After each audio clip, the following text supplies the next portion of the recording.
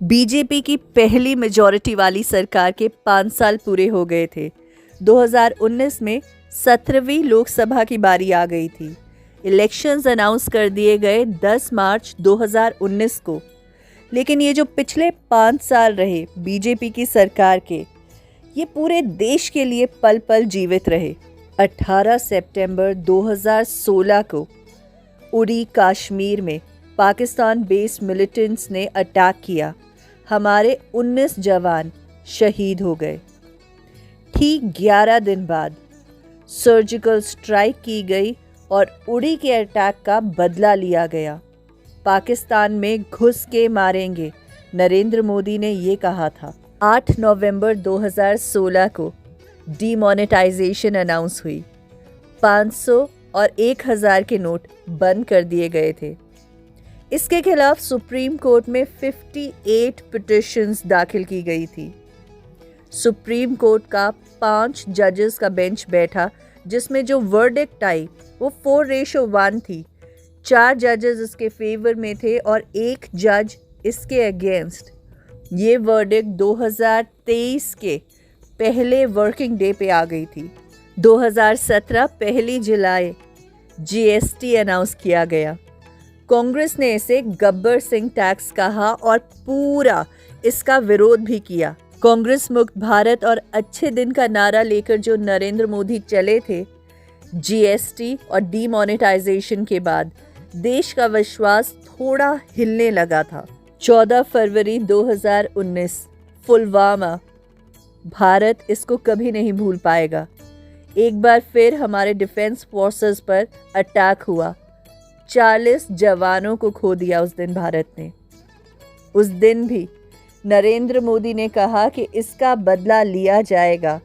Surgical strike 2 2019 में भारत का इतिहास गवाह है कि यहाँ पे अमीरी, गरीबी, जाति, धर्म, किसी भी चीज़ से बड़ा देश के लिए प्यार है। जब पुलवामा पर अटैक हुआ और हमने अपने 40 जवान खो दिए, तब यहाँ के प्राइम मिनिस्टर नरेंद्र मोदी ने कहा, अब घर में घुस के मारेंगे। उन्होंने ये कहा कि सुरक्षा बलों को पूर्ण स्वतंत्रता दे दी गई है। नेशनलिज्म, देश के लिए प्यार, एक बार फिर बाकी सारी चीज़ों पर भारी था। पुलवामा अटैक 14 फरवरी को हुआ। इसकी सर्जिकल स्ट्राइक वापस बदला 26 फरवरी को लिया गया और 10 मार्च को नए इलेक्शंस अनाउंस हो गए थे। BJP president Amit Shah record 5 lakh वोटों से अपने पहले लोकसभा के इलेक्शन में गांधीनगर, गुजरात से जीते थे। लाजमी है देश का झुकाव बीजेपी की तरफ था।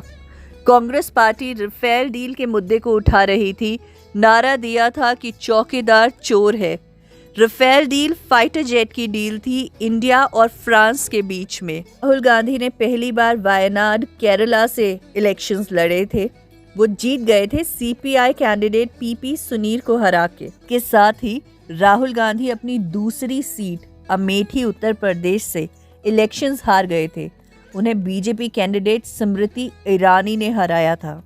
पिछले 5 साल में जो हुआ उसके खिलाफ या उसके साथ है देश की जनता, उसका जवाब उसने लोकसभा 17 में 2019 में दिया। बीजेपी एक बार फिर सबसे बड़े दल के तौर पे उभरी थी। 303 सीटें अकेले बीजेपी लेके आई थी। दूसरे नंबर पर इंडियन नेशनल कांग्रेस थी जो 52 सीटें लेके आई थी।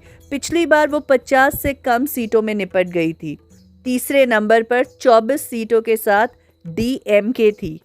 महिला कैंडिडेट्स का सिर्फ आंकड़ा ही नहीं बढ़ रहा था, वो ज्यादा नंबर में लोकसभा में चुनकर भी आ रही थी।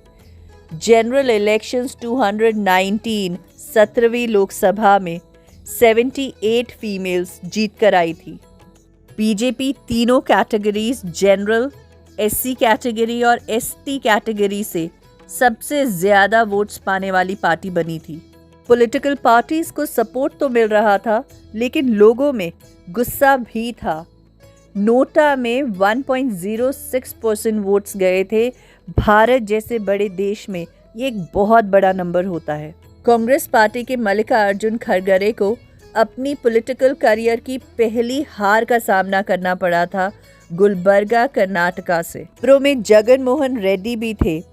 उनकी वजह से कांग्रेस पार्टी ने आंध्र प्रदेश के लोकसभा चुनावों में 25 में से 22 सीटें जीती थी। बीजेपी ने सोशल मीडिया का पूरा यूज किया।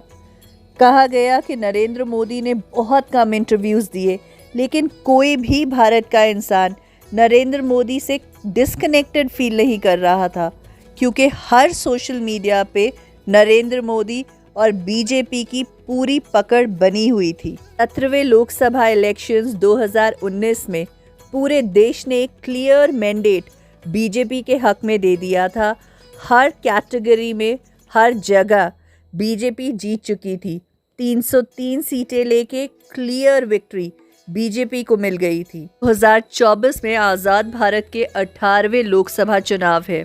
ये चुनाव हर किस्म से बहुत खास रहेंगे, इसलिए भी क्योंकि अगर फिर से बीजेपी जीतती है तो बीजेपी की ये हेड ट्रिक होगी मेजॉरिटी के साथ, और अगर नहीं जीतती है तो ये देखना होगा कि कौन सी पार्टी या कौन सी पार्टीज गठबंधन करके फिर पावर में आती है।